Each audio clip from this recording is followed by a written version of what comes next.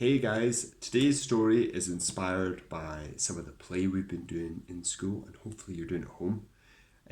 We've been doing a lot of kind of post office play in school, and that's why we sent home a few things like that in our packs recently so that you can do a bit of post office play at home. So this story is called Katie Morag Delivers the Mail, and it's written by Mairi Hedderwick. Let's see.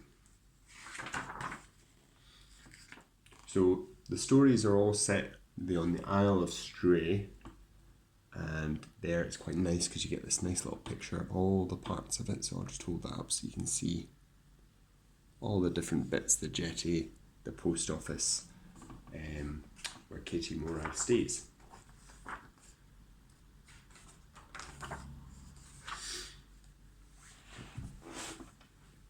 I'll try and hold up the picture so you can see as well.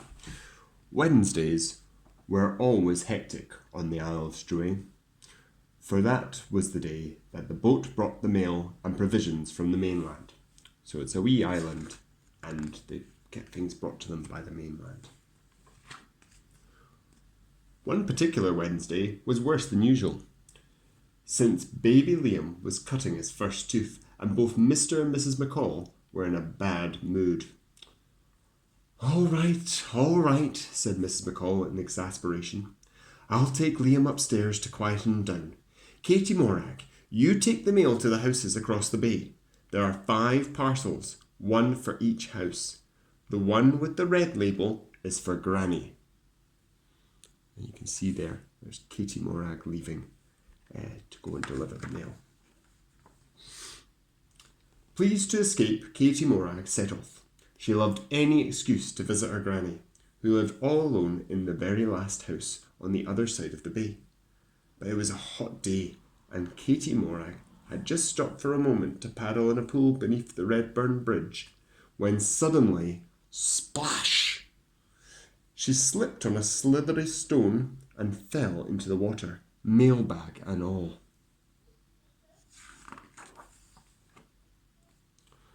Oh dear, wailed Katie Morag, looking at the 5 soggy parcels. All the addresses are smudged, and I won't know which parcel is for which house. Only Granny's parcel was still recognisable by its big red label. Then, because she was so frightened and ashamed, Katie Morag did a silly thing. She ran the rest of the way to the other side of the bay and threw a parcel, any parcel, except the red label one, onto the doorstep of each of the 4 houses. Nobody saw her. Still sobbing, she ran onto Granny's.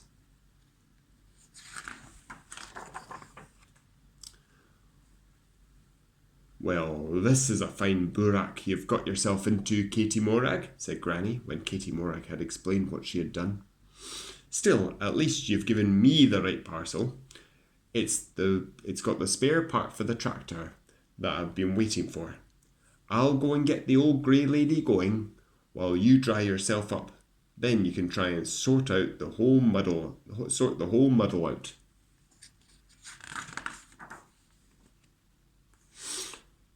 Granny had her head under the bonnet of the tractor for a long time. Occasionally, Katie Morag heard muffled words of anger, and she fought the angry words waiting for her at home. Then suddenly, with a cough of black smoke, the tractor stuttered into life, and they set off to go round each of the 4 houses in turn.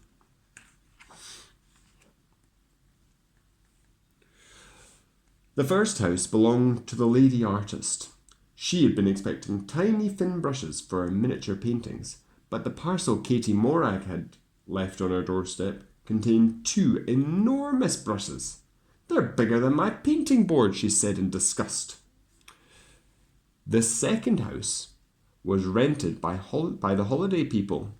They had ordered fishing hooks from the sports catalogue, but their parcel had been full of garden seeds. We can't catch fish with daisies and lettuces, they complained. And it says have a nice day on their tops. You can see that, but look at their faces there. I don't think they really want anyone to have a nice day right now. At the third house, Mr. McMaster was standing by a big barrel of whitewash, holding the lady artist's paintbrushes. "How can I paint my walls with these fiddling little things?" he asked. In the fourth house lived Mrs. Bayview. "That stupid shop on the mainland. Where are my seeds? Flowers won't grow out of these," she said crossly, waving a packet of fishing hooks in the air.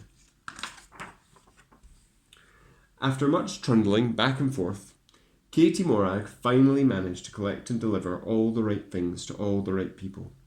Everyone smiled and waved and said, "Thank you very much." That's her going home there with Granny.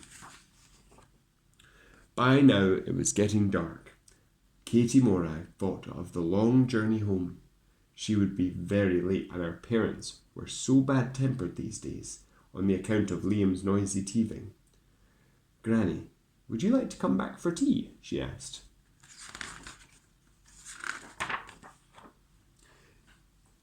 Katie Morag half hid behind Granny as they walked in the kitchen door, but to her surprise, everyone was smiling. Liam had cut his tooth at last, and all was calm. "Thank you for helping out today, Katie Morag," said Mrs. McCall. "Isn't she good, Granny?" "Och, aye," said Granny, with a smile as she looked at Katie Morag. "She's very good at sorting things out, is our Katie Morag." And she said no more. And look, there's the sun setting on the Isle of Stray as it goes down for night time. And that's the end. Hope you enjoyed that. Have a lovely rest of the day, guys. Bye.